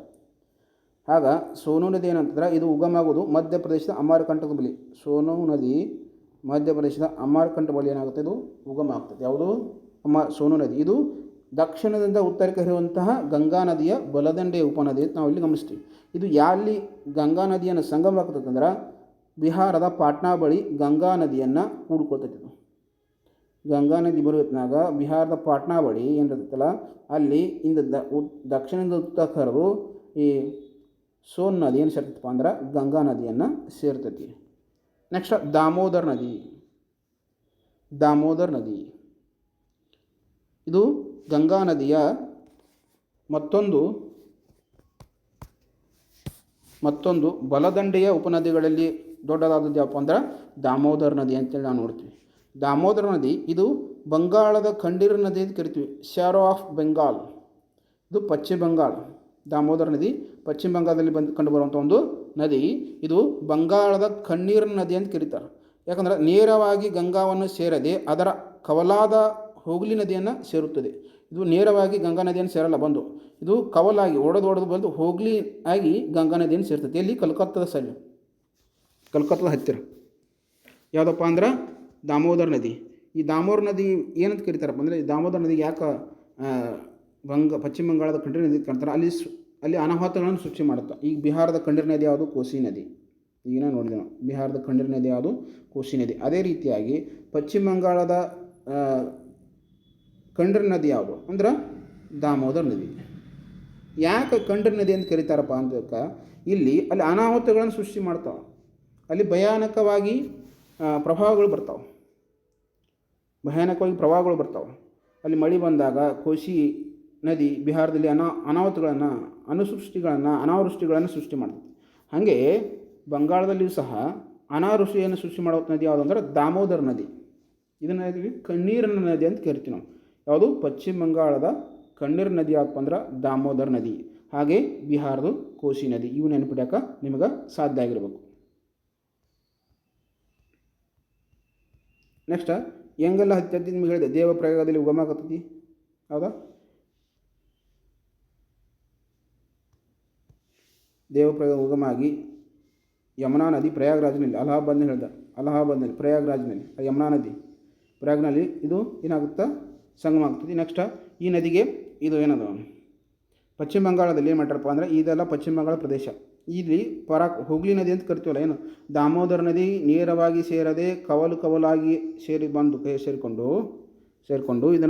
ಇದಕ್ಕೆ ಪರಾಕ್ ಬ್ಯಾರೇಜನ್ನು ಕಟ್ಟಿದ್ದಾರೆ. ಯಾವುದು ಅಂದರೆ ಗಂಗಾ ನದಿಯ ಪರಾಕ್ ನದಿ ಬ್ಯಾರೇಜ್, ಹುಗ್ಲಿ ಕವಲು ಅಂತ ಕರಿತೀವಿ. ಇದು ಪಶ್ಚಿಮ ಬಂಗಾಳದಲ್ಲಿ ಕಂಡುಬರ್ತದೆ. ವೆಸ್ಟ್ ಬಂಗಾಳಲ್ಲಿ ಯಾವುದು ಕಂಡುಬರ್ತದೆ? ಪರಾಕ್ ಬ್ಯಾರೇಜ್, ಹುಗ್ಲಿ ಕವಲು ಅಂತೇಳಿ ನಾವು ಕರಿತೀವಿ. ಇದು ನೆಕ್ಸ್ಟ್ ನಿಮಗೆ ಹೇಳಿದೆ ಏನೊಂದು ಸುಂದರಬನ್ಸ್ ಡೆಲ್ಟಾ ಅಂದ್ರೆ ಜಮುನಾ ನದಿ ಮತ್ತು ಗಂಗಾ ನದಿ ಕೂಡಿಕೊಂಡು ಏನು ಮಾಡ್ತಾವೆ ಅಂದ್ರೆ, ಈ ಬಾಂಗ್ಲಾ ಮತ್ತು ಭಾರತದ ಗಡಿ ಭಾಗಗಳಲ್ಲಿ ಸುಂದರ್ಬನ್ ಡೆಲ್ಟಾವನ್ನು ನಿರ್ಮಾಣ ಮಾಡ್ತಾವೆ. ಸುಂದರ್ಬನ್ಸ್ ಡೆಲ್ಟಾ ಅಂತ ಕರೀತಾರೆ. ಇದು ಎಲ್ಲಿಪ್ಪ ಅಂದ್ರೆ, ಇದು ಪಶ್ಚಿಮ ಬಂಗಾಳ ಮತ್ತು ಬಾಂಗ್ಲಾದೇಶದ ಗಡಿಗಳಲ್ಲಿ, ಈ ಮ್ಯಾಪ್ ಗಮನಿಸಿದ್ರೆ ಗೊತ್ತಾಗುತ್ತೆ ನಿಮಗೆ.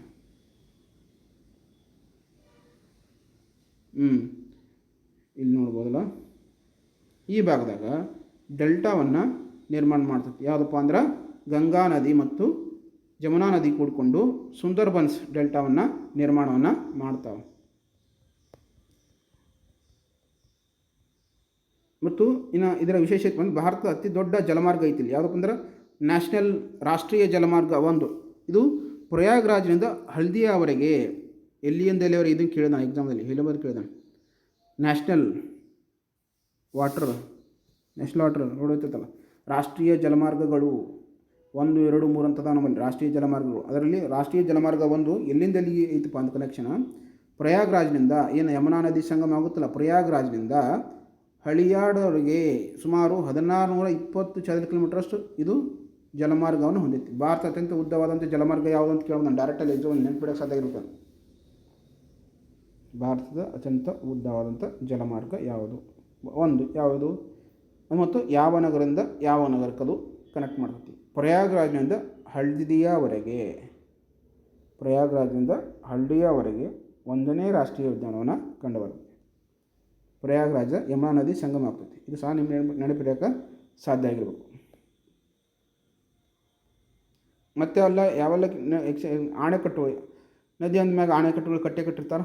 ಅದಕ್ಕೆ ಯಾವೆಲ್ಲ ಆಣೆಕಟ್ಟುಗಳು ಈ ಗಂಗಾ ನದಿಗೆ ಅದಾವ ಮತ್ತು ಅದರ ವಿಶೇಷತೆ ಏನು, ನಾವು ಪರೀಕ್ಷೆಯಲ್ಲಿ ಯಾವೆಲ್ಲ ರೀತಿ ಪ್ರಶ್ನೆಗಳನ್ನು ನಾವು ಆಣೆಕಟ್ಟುಗಳ ಮೇಲೆ ನಿರೀಕ್ಷಣೆಯನ್ನು ಮಾಡ್ಬೋದು, ಯಾವ ರೀತಿ ಪರೀಕ್ಷೆಯನ್ನು KE ಕೇಳ್ತಾರೆ, KPSC ಅವ್ರು ಕೇಳ್ತಾರೆ, ಯಾವ ರೀತಿ ನಾವು ನಿರೀಕ್ಷೆ ಮಾಡ್ಬೋದು ಅಂತೇಳಿ ನಾವಿಲ್ಲಿ ನೋಡೋಣ. ಅಂತ ಯೋಜನೆ, ನದಿ, ರಾಜ್ಯ ಮತ್ತು ವಿಶೇಷತೆ. ಇದು ಪ್ರಮುಖ ಆಣೆಕಟ್ಟುಗಳು ಮತ್ತು ಬ್ಯಾರೇಜ್ಗಳು ಅಂತ ನೋಡ್ತೀವಿ. ಗಂಗಾ ನದಿಗೆ ಸಂಬಂಧಪಟ್ಟಂತಹ ಮತ್ತು ಅದರ ಉಪನದಿಗಳಿಗೆ ಸಂಬಂಧಪಟ್ಟಂತಹ ಪ್ರಮುಖ ಆಣೆಕಟ್ಟುಗಳು ಮತ್ತು ಬ್ಯಾರೇಜ್ಗಳು ಅಂತ ನಾವಿಲ್ಲಿ ಗಮನವನ್ನು ಹರಿಸ್ತೀವಿ. ಯೋಜನೆ, ತೆಹರಿ ಅಣೆಕಟ್ಟನ್ನು ಭಾಗೀರಥಿ ನದಿಗೆ ಕಟ್ಟಲಾಗಿದೆ. ಎಲ್ಲಿಪ್ಪ ಅಂದ್ರೆ ಉತ್ತರಾಖಂಡ್ ರಾಜ್ಯದಲ್ಲಿ. ಇದು ಏನು ವಿಶೇಷತೆ ಅಂದರೆ, ಭಾರತದ ಅತ್ಯಂತ ಎತ್ತರವಾದಂಥ ಅಣೆಕಟ್ಟು ಯಾವುದು ಅಂದ್ರೆ ತೆಹರಿ ಅಣೆಕಟ್ಟು. ಯಾವ ನದಿಗೆ ಕಟ್ಟಲಾಗಿದೆ? ಭಾಗೀರಥಿ ನದಿಗೆ ನಿರ್ಮಿಸಲಾಗಿದೆ. ಇದು ನೆನಪಿಡೋಕೆ ಸಾಧ್ಯ ಇರಬೇಕು. ಗಂಗಾ ನದಿಯ ಉಪನದಿಗಳು ನೋಡ್ಕೊಂಡಿವೆ, ರಾಮಗಂಗಾ, ಸೋನ, ಕೋಸಿ, ಯಮುನಾ ನದಿ, ಗಗ್ಗರ, ದಾಮೋದರ್, ಈ ರೀತಿಯಾದಂಥ ಎಲ್ಲ ನದಿಗಳನ್ನು ನೋಡ್ಕೊಂಡಿವಿ. ಅದರಲ್ಲಿ ತೆಹರಿ ಅಣೆಕಟ್ಟು ಅಂತ ಇದು ಭಾಗೀರಥಿನೂ ನೋಡಿದ್ವಿ. ಭಾಗೀರಥಿ ಮತ್ತು ಅಲಕಾನಂದ ನದಿಗಳು ಕೂಡ್ಕೊಂಡಿನ ಅಥವಾ ಗಂಗಾ ನದಿಯಾಗಿ ಮುಂದೆ ಹರಿತಾವೆ ಅಂತ ಹೇಳಿದೆ ನಿಮಗೆ. ಹೌದಾ? ಅವು ಎಲ್ಲವೂ ಸಹ ನೆನಪಿಡೋಕೆ ನಿಮಗೆ ಸಾಧ್ಯ ಆಗಿರಬೇಕು. ಭಾರತದ ಅತ್ಯಂತ ಎತ್ತರವಾದ ಅಣೆಕಟ್ಟು ಯಾವುದಂದ್ರೆ ತೆಹರಿ ಅಣೆಕಟ್ಟು. ಯಾವ ರಾಜ್ಯದಾಗ ಕಂಡು ಬರ್ತದೆ ಅಂದ್ರೆ ಉತ್ತರಾಖಂಡ ರಾಜ್ಯದಾಗ ಯಾವ ನದಿ ಕಟ್ಟಲಾಗಿದೆ ಅಂದರೆ ಭಾಗೀರಥಿ ನದಿಗೆ. ಇದರ ಎತ್ತರ ಎಷ್ಟಿತ್ತಪ್ಪ ಅಂದ್ರೆ 260.5 ಮೀಟರ್ ಇದು ಎತ್ತರ ಐತಿ. ಯಾವುದು? ತೆಹರಿ ಅಣೆಕಟ್ಟು. ಯಾವ ನದಿ ಕಟ್ಟಿದಾರೆ? ಭಾಗೀರಥಿಗೆ ಆಣೆ ನದಿಯನ್ನು ಕಟ್ಟಿದ್ದಾರೆ. ನೆಕ್ಸ್ಟ್ ಪರಾಕ ಬ್ಯಾರೇಜ್ ಯಾವ ನದಿಗೆ? ಗಂಗಾ ನದಿ ಕಟ್ಟಿದ್ದಾರೆ. ಎಲ್ಲಿ? ಪಶ್ಚಿಮ ಬಂಗಾಳ ರಾಜ್ಯದಲ್ಲಿ. ಏನಿದ್ರು ವಿಶೇಷ? ಕಲ್ಕತ್ತಾ ಬಂದರನ್ನು ಹೂಳು ಮಾಡಿಡಲು ನೀರನ್ನು ಹೂಗ್ಲಿ ನದಿಗೆ ತಿರುಗಿಸಲಾಗುತ್ತದೆ. ಕೋಲ್ಕತ್ತಾ ಬಂದರನ್ನು ಹೂಳು ಮುಕ್ತವಾಗಿಡಲು ಈ ನೀರನ್ನು ಏನು ಮಾಡ್ತಾರೆ? ಗಂಗಾ ನದಿಯನ್ನು ಈ ಬ್ಯಾರೇಜಿಂದ, ಪರಾಕ ಬ್ಯಾರೇಜಿಂದ ಹೂಗ್ಲಿ ನದಿಗೆ ತಿರುಗಿಸ್ತಾರೆ. ಯಾವುದು? ಪರಾಕ ಬ್ಯಾರೇಜ್. ಗಂಗಾ ನದಿ ಎಲ್ಲಿ ಕಂಡು ಬರ್ತಿದ್ದು? ಪಶ್ಚಿಮ ಬಂಗಾಳ ರಾಜ್ಯದಲ್ಲಿ. ನೆಕ್ಸ್ಟ್ ರಾಮಗಂಗಾ ಅಣೆಕಟ್ಟು. ಏನಿದು ರಾಮಗಂಗಾ ಅಣೆಕಟ್ಟು? ಯಾವ ನದಿ ಕಟ್ಟಿದ್ದಾರೆ? ರಾಮಗಂಗಾ ಅಣೆಕಟ್ಟು ರಾಮಗಂಗಾ ನದಿಗೆ ಉತ್ತರಾಖಂಡ ರಾಜ್ಯದಲ್ಲಿ ಇದಕ್ಕೆ ನಿರ್ಮಿಸಿದ್ದಾರೆ. ಯಾವುದು? ರಾಮಗಂಗಾ ಅಣೆಕಟ್ಟನ್ನು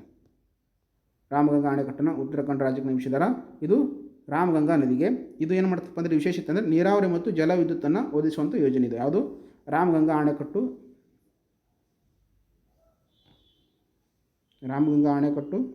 ಎಲ್ಲಿ ಕಂಡು ಬರ್ತದೆ ಕೇಳ್ತಾನೆ? ರಾಮಗಂಗಾ ಅಣೆಕಟ್ಟು ಉತ್ತರಾಖಂಡ್ನಲ್ಲಿ. ಯಾವ ನದಿ? ರಾಮಗಂಗಾ ನದಿ. ನೆಕ್ಸ್ಟ್ ಬಾಣಸಾಗರ ಅಣೆಕಟ್ಟು. ಇದು ಸೋನ್ ನದಿಗೆ ನಿರ್ಮಿಸಲಾದಂಥ ಒಂದು ಅಣೆಕಟ್ಟು. ಯಾವುದು ಅಂದರೆ ಬಾಣಸಾಗರ ಅಣೆಕಟ್ಟು. ಯಾವ ರಾಜ್ಯದಲ್ಲಿ ಕಂಡು ಬರ್ತದೆ? ಮಧ್ಯಪ್ರದೇಶ ರಾಜ್ಯದಲ್ಲಿ. ನಿಮಗೆ ಏನೇನು ಹೇಳಿದೆ? ಸೋನ್ ನದಿಯ ಇದು ವಿಶೇಷತೆ ಏನಂದ್ರೆ ದಕ್ಷಿಣದಿಂದ ಉತ್ತರಕ್ಕೆ ಹರಿಯುವಂಥ ನದಿ. ದಕ್ಷಿಣದಿಂದ ಉತ್ತರಕ್ಕೆ ಹರಿದು ಬಿಹಾರದ ಎಲ್ಲಿ ಸಂಗಮ ಆಗ್ತದೆ? ಪಾಟ್ನಾ ಬಳಿ ಸಂಗಮ ಆಗ್ತದೆ. ಇದು ನೆನಪಿಡೋಕ್ಕೆ ಸಾಧ್ಯ ಇರೋದು. ಬಿಹಾರದ ಪಾಟ್ನಾ ಬಳಿ ಸೋನ್ ನದಿ ಏನಾಗುತ್ತೆ? ಸಂಗಮ ಆಗುತ್ತೆ. ಇಲ್ಲಿ ನೀವು ಗಮನಿಸ್ಬೋದು.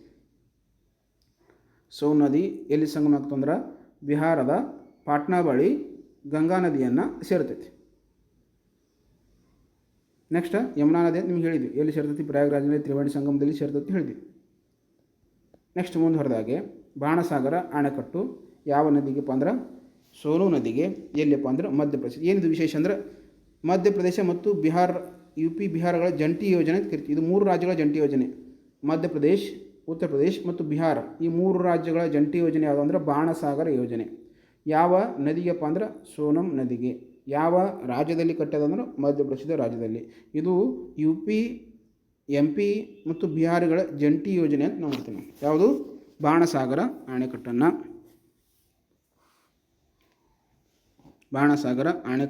ನೋಡ್ತೀವಿ. ಬಾಣಸಾಗರ ಸೋನಂ ನದಿ ಮಧ್ಯಪ್ರದೇಶಕ್ಕೆ ಐತೆ. ಓಕೆ. ನೆಕ್ಸ್ಟ್ ಹಿರಾಂಡ್ ಅಣೆಕಟ್ಟು. ಇದು ಯಾವ ನದಿ ಕಟ್ಟಿದ್ರೆ ಹಿರಾಂಡ್ನಲ್ಲಿ. ಇದು ಎಲ್ಲಿಪ್ಪ ಅಂದ್ರೆ ಉತ್ತರ ಪ್ರದೇಶದಾಗ. UP ಅಂದ್ರೇನು? ಉತ್ತರ ಪ್ರದೇಶ ಅಂತ ತಿಳ್ಕೊಬೇಕು ನಾವು. UP ಅಂದ್ರೇನು? ಉತ್ತರ ಪ್ರದೇಶ್. MP ಅಂದ್ರೆ ಮಧ್ಯಪ್ರದೇಶ್. ಈ ರೀತಿ ತಿಳ್ಕೊಬೇಕು. ರಿಹಾಂದ್ ಅಣೆಕಟ್ಟು ರಿಹಾಂದ್ ನದಿಗೆ. ರಿಹಾಂದ್ ನದಿಗೆ ರಿಹಾಂದ್ ಅಣೆಕಟ್ಟು ಎಲ್ಲಿ? ಉತ್ತರ ಪ್ರದೇಶ ರಾಜ್ಯದಲ್ಲಿ. ಇದರ ಜಲಾಶಯ ಏನಪ್ಪ ಅಂದರೆ ಇದನ್ನು ಜಲಾಶಯ ಗೋವಿಂದ ವಲ್ಲಭ ಪಂತ ಸಾಗರ. ಇದೇನಂತ ರಿಹಾಂದ್ ಅಣೆಕಟ್ಟಿಗೆ ಇನ್ನೊಂದು ಹೇಳ್ತೀವಿ ಗೋವಿಂದ ವಲ್ಲಭ ಪಂತ್ ಸಾಗರ. ಭಾರತ ಅತಿ ದೊಡ್ಡ ಕೃತಕ ಸರೋವರ. ಇದು ನೆನಪಿಡಕ್ಕೆ ಸಾಧ್ಯ ಇರಬೇಕು ನಿಮಗೆ. ಗೋವಿಂದ ವಲ್ಲಭ ಪಂತ್ ಸಾಗರ ಭಾರತದ ಅತಿ ದೊಡ್ಡ ಕೃತಕ ಸರೋವರ. ಗೋವಿಂದ್ ವಲ್ಲಭ್ ಪಂತ್ ಉತ್ತರ ಪ್ರದೇಶ ರಾಜ್ಯದಲ್ಲಿ ಕಂಡು ಬರ್ತದೆ. ಇದು ಗೋವಿಂದ್ ವಲ್ಲಭ್ ಪಂತ್ ಯಾರಂದರೆ ಇವರು ಉತ್ತರ ಪ್ರದೇಶದ ಮುಖ್ಯಮಂತ್ರಿಯಾಗಿ ರಾಜ್ಯಪಾಲರಾಗಿ ಕಾರ್ಯವನ್ನು ಮಾಡಿದರು. ಹೌದಾ? ಹಾಗೆ ರಿಹಾಂದ್ ಅಣೆಕಟ್ಟನ್ನು ರಿಹಾಂದ್ ನದಿಗೆ ಉತ್ತರ ಪ್ರದೇಶದ ರಾಜ್ಯದಲ್ಲಿ ಕಟ್ಟಿದ್ದಾರೆ. ಇದರ ಜಲಾಶಯ ಐತಿ. ಅದೇ ಗೋವಿಂದ್ ವಲ್ಲಭ್ ಪಂತ್ ಅಂತ ಕರಿತೀವಿ. ಇದರ ವಿಶೇಷತೆ ಏನಂದ್ರೆ ಭಾರತದ ಅತಿ ದೊಡ್ಡ ಕೃತಕ ಸರೋವರ. ಅದು ಅಂದ್ರೆ ಸರೋವರವಾಗಿ ಕೃತಕವಾಗಿ ನಿರ್ಮಾಣ ಮಾಡಿದ್ದು. ನೈಸರ್ಗಿಕವಾಗಿರೋ ಸರೋವರಗಳು ಬೇರೆ ಮತ್ತು ಕೃತಕವಾಗಿರುವಂಥ ಸರೋವರಗಳೇ ಬೇರೆ. ಇದು ಕೃತಕವಾಗಿದ್ದು ಯಾವುದು? ಗೋವಿಂದ್ ವಲ್ಲಭ್ ಪಂತ್. ನೆಕ್ಸ್ಟ್ ಇದು ಬಾಣಸಾಗರ ನೆನಪಿಡ್ಕೊರಿ. ಯಾವ ರಾಜ್ಯಗಳ ಒಂದು ಜಂಟಿ ಯೋಜನೆ ಆಗಿದೆ ಅಂತ ಕೇಳ್ತಾರೆ. ಬಾಣಸಾಗರ ಇದು ಸೋನಂ ನದಿಗೆ ಮಧ್ಯಪ್ರದೇಶ ರಾಜ್ಯದಲ್ಲಿ ಇದನ್ನು ನಿರ್ಮಾಣ ಮಾಡಿದ್ದಾರೆ. ಇದು MP ಅಂದರೆ ಮಧ್ಯಪ್ರದೇಶ್, UP ಅಂದರೆ ಉತ್ತರ ಪ್ರದೇಶ್ ಮತ್ತು ಬಿಹಾರ ರಾಜ್ಯಗಳ ಈ 3 ಜಂಟಿ ರಾಜ್ಯಗಳ ಯೋಜನೆ ಅಂದರೆ ಬಾಣಸಾಗರ ಯೋಜನೆ ಅಂತ ನಾವು ಇಲ್ಲಿ ನೆನಪಿಡೋಕೆ ಸಾಧ್ಯ ಆಗಿರ್ಬೇಕು. ಇದು ರಿಹಾಂದ್ ಅಣೆಕಟ್ಟು ರಿಹಾಂದ್ ನದಿಗೆ. ಅದು ಅಲ್ಲಿ ಉತ್ತರ ಪ್ರದೇಶ ರಾಜ್ಯದಲ್ಲಿ ಕಟ್ಟಿದ್ದಾರೆ. ಇದರ ಜಲಾಶಯಕ್ಕೆ ಇದಕ್ಕೆ ಏನಂತ ಕರಿತೀವಿ? ಗೋವಿಂದ್ ವಲ್ಲಭ್ ಪಂತ್ ಸಾಗರ್ ಅಂತ ಕರಿತೀವಿ. ಭಾರತದ ಅತಿ ದೊಡ್ಡ ಕೃತಕ ಸರೋವರ ಯಾವುದಪ್ಪ ಅಂದ್ರೆ ಗೋವಿಂದ್ ವಲ್ಲಭ್ ಅಂತ, ಇದು ರಿಹಾಂದ್ ನದಿಗೆ ಐತಿ. ಇದು ಉತ್ತರ ಪ್ರದೇಶ ರಾಜ್ಯದಲ್ಲಿ ಕಂಡು ಬರ್ತೈತಿ. ನೆಕ್ಸ್ಟ್ ಗಂಗಾ ನದಿಗೆ ಪುನಶ್ಚೇತನಕ್ಕೆ ಸಂಬಂಧಪಟ್ಟಂತೆ ಅಂದ್ರೆ ಗಂಗಾ ನದಿ ಪವಿತ್ರ ನದಿ, ಪಾಪಗಳನ್ನು ತೊಳೆಯುವಂಥ ನದಿ ಅಂಥೇಳಿ ನಮ್ಮಲ್ಲಿ ಧಾರ್ಮಿಕ ನಂಬಿಕೆ ಅದಾವೆ. ನಮ್ಮ ಜನರಲ್ಲಿ ಧಾರ್ಮಿಕ ನಂಬಿಕೆಗಳು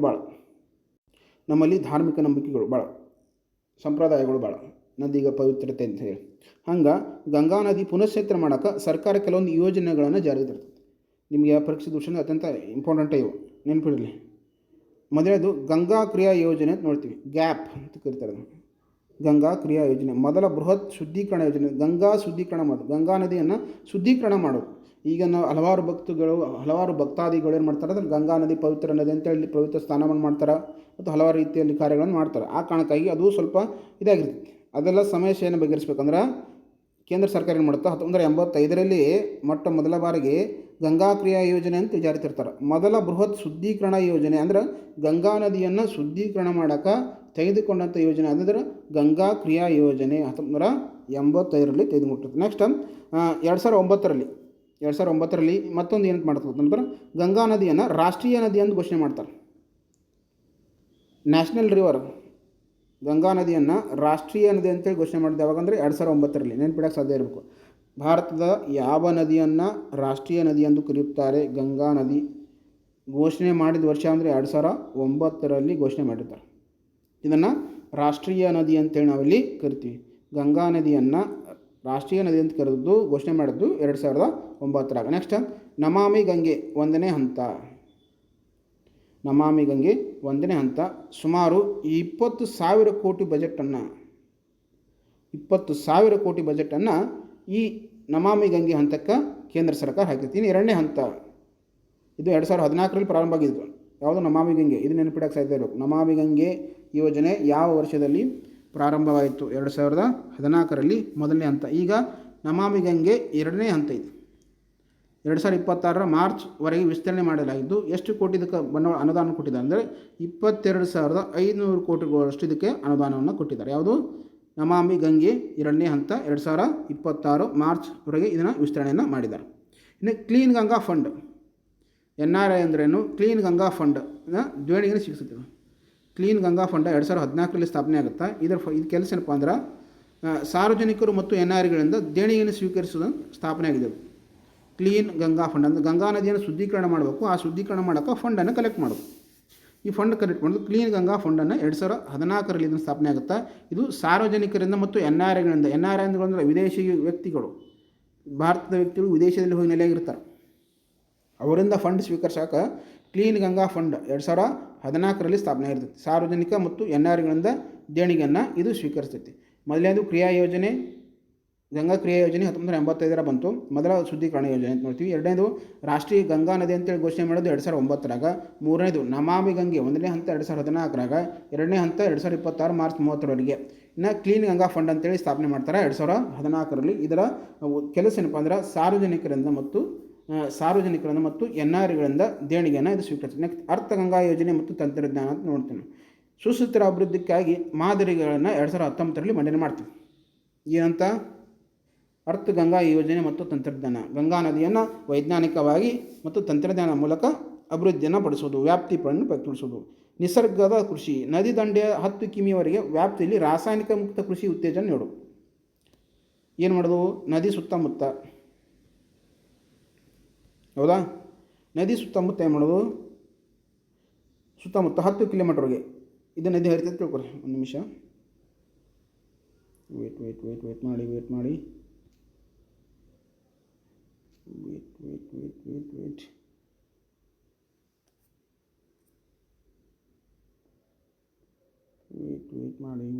ವೇಟ್ ಮಾಡಿ ನೋಡೋಣ ಅಂತ. ಏನಾಗಿದೆ ಇದು?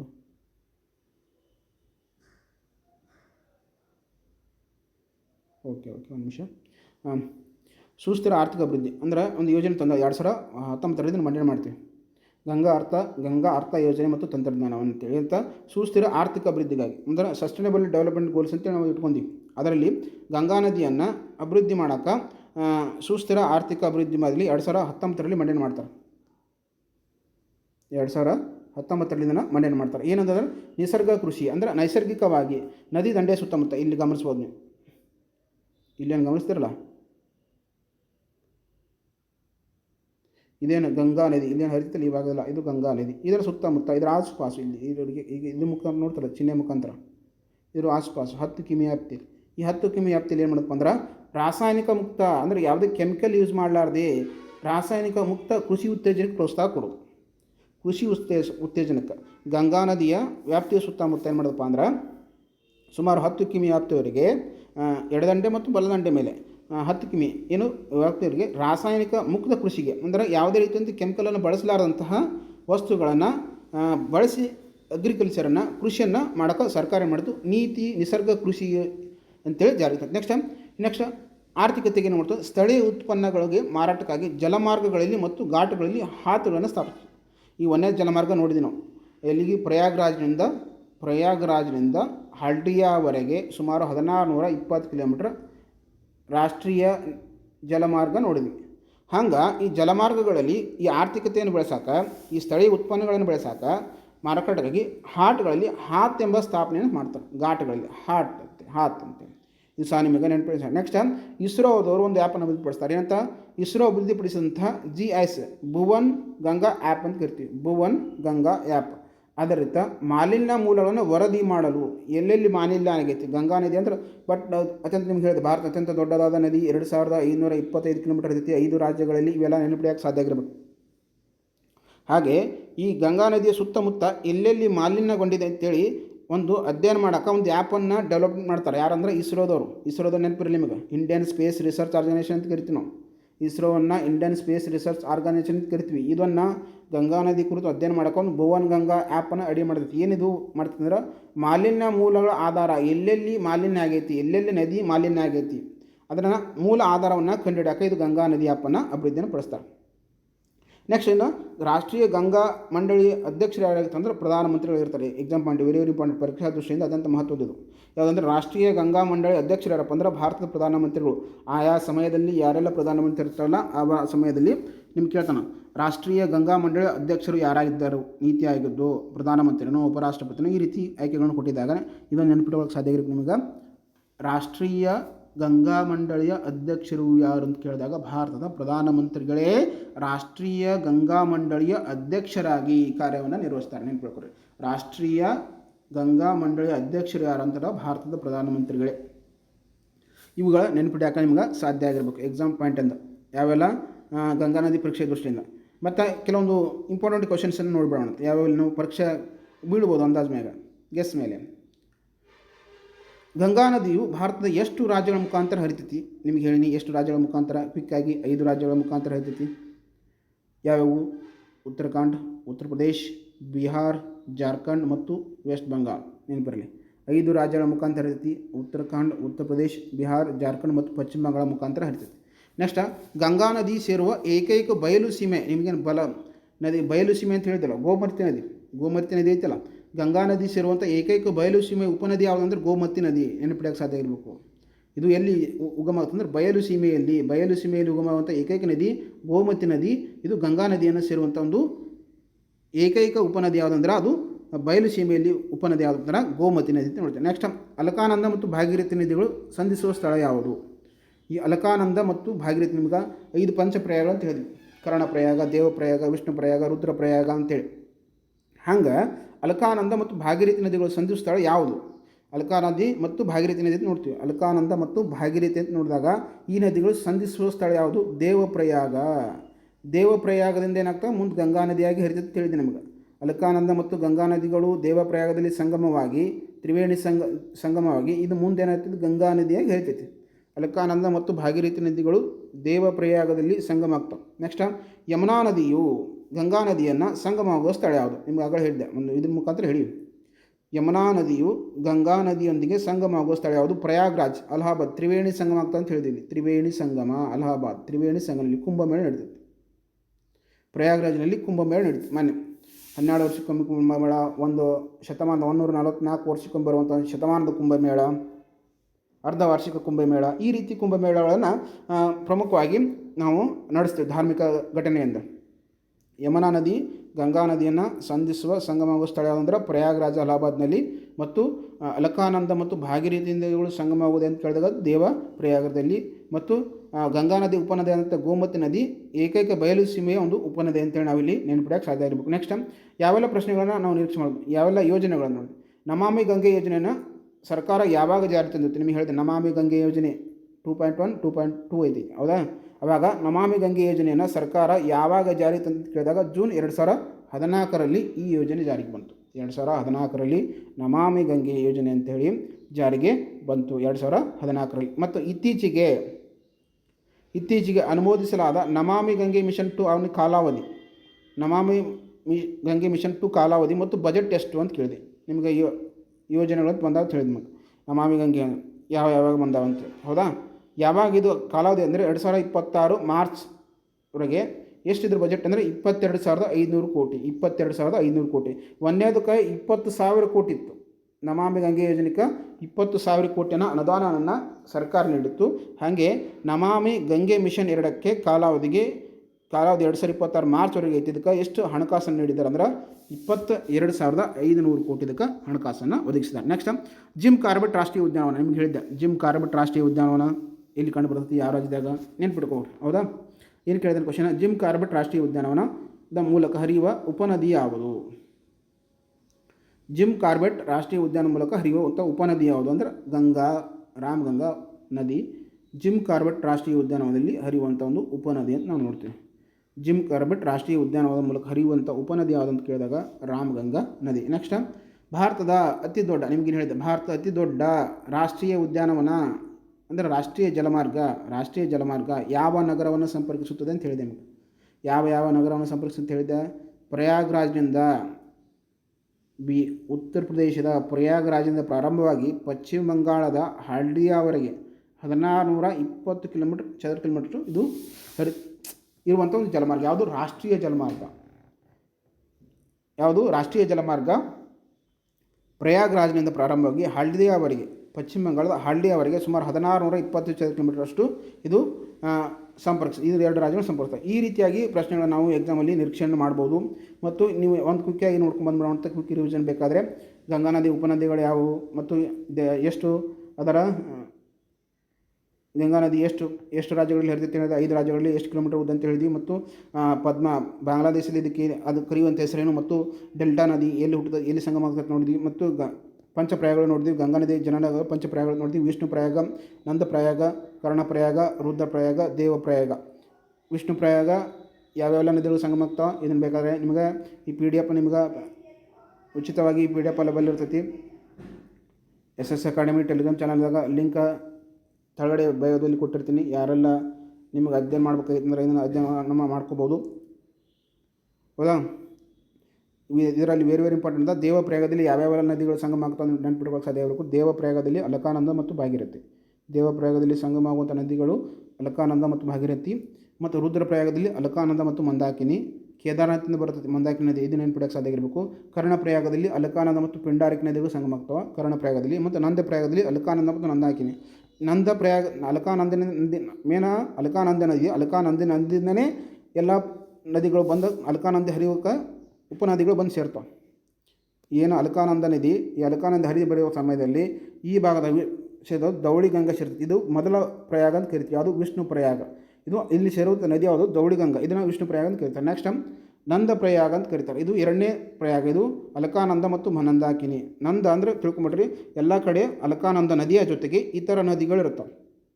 ಅಲಕಾನಂದ ನದಿ ಜೊತೆಗೆ ಮೊದಲನೇ ವಿಷ್ಣು ಪ್ರಯಾಗದಲ್ಲಿ ದೌಳಿಗಂಗಾ ಅಲಕಾನಂದದ ಜೊತೆಗೆ ಪ್ರಯಾಗ ಆದರೆ, ನಂದ ಪ್ರಯಾಗದಲ್ಲಿ ಅಲಕಾನಂದ ಮತ್ತು ನಂದಾಕಿನಿ. ನಂದ ಮೀನ್ಸ್ ನಂದಾಕಿನಿ ಅಲ್ಲಿ ತಿಳ್ಕೊಬೇಕು. ನೆಕ್ಸ್ಟ್ ಕರ್ಣ ಪ್ರಯಾಗದಲ್ಲಿ ಅಲಕಾನಂದ ಜೊತೆಗೆ ಪಿಂಡಾರ ನದಿ ಅಂತ ಕರಿತೀವಿ. ನೆಕ್ಸ್ಟ್ ರುದ್ರ ಪ್ರಯಾಗದಲ್ಲಿ ಅಲಕಾನಂದದ ಜೊತೆಗೆ ಮಂದಾಕಿನಿ ನದಿ. ಇದು ಕೇದಾರನಾಥನಿಂದ ಬರುವಂಥ ಒಂದು ನದಿ ಅಂತ ನೋಡ್ತೀವಿ. ನೆಕ್ಸ್ಟ್ ದೇವಪ್ರಯಾಗದಲ್ಲಿ ಅಲಕಾನಂದ ಮತ್ತು ಭಾಗೀರಥಿ ನದಿಗಳು ಸಂಗಮ ಆಗ್ತವೆ. ಸಂಗಮ ಆಗಿ ಮುಂದೆ ಗಂಗಾ ನದಿಯಾಗಿ ಹರಿತಾವೆ. ಇದರೆಲ್ಲ ನಿಮಗೆ ನೆನಪಿಡೋಕ್ಕೆ ಸಾಧ್ಯ ಆಗಿರಬೇಕು. ಅದರ ಉಪನದಿಗಳು, ಎಡದಂಡೆ ಉಪನದಿಗಳು, ಬಲದಂಡೆ ಉಪನದಿಗಳು ಮತ್ತು ಅವರ ನದಿಗಳ ವಿಶೇಷತೆ ಏನು ಎಲ್ಲವನ್ನು ನೋಡಿದ್ದೀವಿ.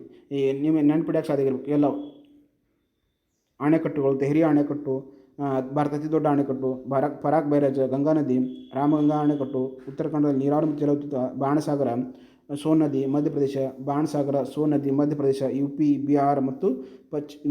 ಬಿಹಾರ್ ಮತ್ತು ಮಧ್ಯಪ್ರದೇಶದ ಜಂಟಿ ಒಂದು ಯೋಜನೆ ಬಾಣಸಾಗರ ಸೋನ್ ನದಿಗೆ. ನೆಕ್ಸ್ಟ್ ರಿಹಾಂದ್ ಅಣೆಕಟ್ಟನ್ನು ರಿಹಾಂದ್ ನದಿಗೆ ಉತ್ತರ ಪ್ರದೇಶದಲ್ಲಿ ಕಟ್ಟಲಾಗಿದೆ. ಇದು ಗೋವಿಂದ ವಲ್ಲಭ ಸಾಗರ ಅಣೆಕಟ್ಟು ಕೃತಕವಾಗಿ ನಿರ್ಮಾಣ ಮಾಡಿದ್ದು. ಇವೆಲ್ಲವೂ ಸಹ ನಿಮಗೆ ನೆನಪಿಡಿಯೋಕೆ ಸಾಧ್ಯ ಆಗಿರಬೇಕು. ಮತ್ತೆ ಮುಂದಿನ ವಿಡಿಯೋದಲ್ಲಿ ಸಿಗೋಣಂತ. ಯಾರೆಲ್ಲ ನಿಮ್ಮ ಸ್ನೇಹಿತರು ನೋಡಿಲ್ಲ ಅಂದರೆ ಗಂಗಾ ನದಿಯ ಬಗ್ಗೆ ಸಂಪೂರ್ಣವಾದಂತಹ ಗಂಗಾ ನದಿಯ ಉಪನದಿಗಳೇನು, ಅಣೆಕಟ್ಟುಗಳೇನು ಮತ್ತು ಯಾವೆಲ್ಲ ಸರ್ಕಾರಗಳು ಗಂಗಾ ನದಿಯನ್ನು ಶುದ್ಧೀಕರಣ ಮಾಡೋಕ್ಕೆ ಯಾವೆಲ್ಲ ಯೋಜನೆಗಳನ್ನು ತಂದಿದ್ದಾರೆ ಮತ್ತು ಯಾವೆಲ್ಲ ಫಂಡನ್ನು ಸ್ಥಾಪನೆ ಮಾಡಿದ್ದಾರೆ. ಕ್ಲೀನ್ ಗಂಗಾ ಫಂಡ್ ಅಂತ ಹೇಳಿದೆ ನಿಮಗೆ. ಕ್ಲೀನ್ ಗಂಗಾ ಫಂಡ್ 2014 ಸ್ಥಾಪನೆ ಆಗುತ್ತೆ. ಇದು ಸಾರ್ವಜನಿಕರಿಂದ ಮತ್ತು NRಗಳಿಂದ ಏನು ಮಾಡ್ತದೆ, ದೇಣಿಗೆಯನ್ನು ಸ್ವೀಕರಿಸ್ತೈತಿ. ಮತ್ತು ಸುಸ್ಥಿರ ಅಭಿವೃದ್ಧಿ, ಆರ್ಥಿಕ ಅಭಿವೃದ್ಧಿ ಡೆವಲಪ್ಮೆಂಟ್ ಮಾಡಿದ ನಂತರ ಆರ್ಥಿಕ ನಿಸರ್ಗ ಕೃಷಿ ಬೆಳೆಯೋಕೆ ಉತ್ತೇಜನ ನೀಡ್ತಾರೆ. ಮತ್ತು ಆರ್ಥಿಕ ಉತ್ಪನ್ನಗಳನ್ನು ಮಾಡೋಕ್ಕಲ್ಲಿ ಹಾತ್ಗಳನ್ನು ಸ್ಥಾಪನೆ ಮಾಡ್ತಾರೆ. ಈ ರೀತಿಯಾದಂಥ ಯೋಜನೆಗಳನ್ನು ಕೇಂದ್ರ ಸರ್ಕಾರ ಗಂಗಾ ನದಿಯಲ್ಲಿ ಜಾರಿಗೆ ತಂದಿರ್ತೈತಿ. ಈ ರೀತಿ ಸಂಪೂರ್ಣವಾದಂಥ ಗಂಗಾ ನದಿ ಕುರಿತು ಸಂಪೂರ್ಣವಾದ ಪರಿಚಯ. ಮತ್ತು ಮುಂದಿನ ವಿಡಿಯೋದಲ್ಲಿ ಸಿಗೋಣಂತ. ಯಾರೆಲ್ಲ KS ಓದ್ತಾ ಇದ್ರಿ, PSI ಓದ್ತಾ ಇದ್ರಿ, ವಿಲೇಜ್ ಅಕೌಂಟಿಗೆ ಓದ್ತಾ ಇದ್ರಿ, ಎಲ್ಲ ಎಕ್ಸಾಮ್ಗೆ ಸಹಾಯ ಆಗುವಂಥ ಇನ್ನೇನು PC ಎಕ್ಸಾಮ್ 2 ದಿನದಲ್ಲಿ ಅದರಲ್ಲಿ ಸಹ ಗಂಗಾ ನದಿಯ ಮೇಲೆ ನಾವು ಪರೀಕ್ಷೆ ನಿರೀಕ್ಷೆ ಮಾಡ್ತಾ ಇದ್ವಿ. ಗಂಗಾ ನದಿ ಅದರ ಉಪನದಿಗಳಾದ್ರೂ ಕೇಳ್ಬೋದು, ಅದರ ಅಣೆಕಟ್ಟುಗಳಾದ್ರೂ ಕೇಳ್ಬೋದು, ಮತ್ತು ಅದರ ಉಪನದಿಗಳ ವಿಶೇಷತೆಗಳಾದ್ರೂ ಕೇಳ್ಬೋದು, ಮತ್ತು ಈ ನದಿಗೆ ತಂದಂಥ ಯೋಜನೆಗಳು ಕೇಳ್ಬೋದು. ಈ ರಾಷ್ಟ್ರೀಯ ಜಲಮಾರ್ಗ ಕೇಳಿದ್ವಿ. ರಾಷ್ಟ್ರೀಯ ಜಲಮಾರ್ಗ 1ನೇದು ಯಾವುದೋ ಪ್ರಯಾಗ್ರಾಜ್ನಿಂದ ಹಾಲ್ದಿಯಾವರೆಗೆ ಪಶ್ಚಿಮ ಬಂಗಾಳ, ಇದು ಉತ್ತರ ಪ್ರದೇಶ ರಾಜ್ಯ. ನೆಕ್ಸ್ಟ್ ಎಲ್ಲಿವರೆಗೆ ಅಂದರೆ ಪಶ್ಚಿಮ ಬಂಗಾಳ ರಾಜ್ಯದ ಹಾಲ್ಡಿಯಾವರೆಗೆ 1620 ಚದರ ಕಿಲೋಮೀಟರ್ ಜಲಮಾರ್ಗವನ್ನು ಹೊಂದಿದೆ. ರಾಷ್ಟ್ರೀಯ ಜಲಮಾರ್ಗ 1ನೇ ನೆನಪಿಟ್ಕೊರಿ. ರಾಷ್ಟ್ರೀಯ ಜಲಮಾರ್ಗ ಗಂಗಾ ನದಿಯಲ್ಲಿ ಕಂಡುಬರ್ತೈತಿ. ಅದು ಉತ್ತರ ಪ್ರದೇಶದ ಪ್ರಯಾಗ್ರಾಜ್ನಿಂದ ಪ್ರಾರಂಭವಾಗಿ ಪಶ್ಚಿಮ ಬಂಗಾಳದ ಹಾಲ್ಡಿಯಾವರೆಗೆ ಸುಮಾರು ಇಲ್ಲಿಯನ್ ಚಲವಾಗಿ ಈ ಭಾಗಕ್ಕೆ ಹಾಲ್ಡಿಯಾವರೆಗೆ 1600 ಚದರ ಕಿಲೋಮೀಟರ್ ಐತಿ. ಯಾವುದು ರಾಷ್ಟ್ರೀಯ ಜಲಮಾರ್ಗ. ಇದು ನಿಮ್ಗೆ ನೆನಪಿರಕ್ಕೆ ಸಾಧ್ಯ ಇರಬೇಕು. ಹಿಂದಿನ ಬಾರಿಯಲ್ಲಿ ಕೇಳಿದಾನೆ ರಾಷ್ಟ್ರೀಯ ಜಲಮಾರ್ಗಗಳ ಮೇಲೆ ಕೇಳ್ತಾನೆ. ರಾಷ್ಟ್ರೀಯ ಜಲಮಾರ್ಗ 1, 2, 3 ಈ ರೀತಿ ಹಂಗೆ ನ್ಯಾಷನಲ್ ಹೈವೇ ರಾಷ್ಟ್ರೀಯ ಹೆದ್ದಾರಿಗಳು ಅಂತ ಹೇಳ್ತಾವಲ್ಲ, ಅದೇ ರೀತಿ ರಾಷ್ಟ್ರೀಯ ಜಲಮಾರ್ಗಗಳು ಅಂತ ಅದಾವೆ ನಮ್ಮಲ್ಲಿ. ಈ ರೀತಿಯ ಪರೀಕ್ಷೆಗಳನ್ನು ನಾವಿಲ್ಲಿ ಎಕ್ಸಾಮಲ್ಲಿ ನಿರೀಕ್ಷೆಯನ್ನು ಮಾಡ್ಬೋದು. ಮತ್ತು ಮುಂದಿನ ವಿಡಿಯೋದಲ್ಲಿ ಸಿಗೋಣಂತ ಮತ್ತೊಂದು ನದಿಯ ಜೊತೆಗೆ ಹಾಗೂ ಮತ್ತೊಂದು ವಿಶೇಷದ ಜೊತೆಗೆ ಇದನ್ನು ಗಂಗಾ ನದಿಯನ್ನು ನೋಡ್ಕೊಂಡಿದ್ದು ಅಂತ. ಮತ್ತು ನಮ್ಮ ಕರ್ನಾಟಕದ ಮತ್ತೊಂದು ಪ್ರಸಿದ್ಧ ನದಿ ಅಂತ ಕಾವೇರಿ ನದಿಯ ಬಗ್ಗೆ ಮುಂದಿನ ವಿಡಿಯೋದಲ್ಲಿ ನೋಡ್ಕೊಳ್ಳೋಂಥ. ಯಾಕಂದ್ರೆ ಅತ್ಯಂತ ಮಹತ್ವವಾಗಿದೆ ಪರೀಕ್ಷಾ ದೃಷ್ಟಿಯಿಂದ.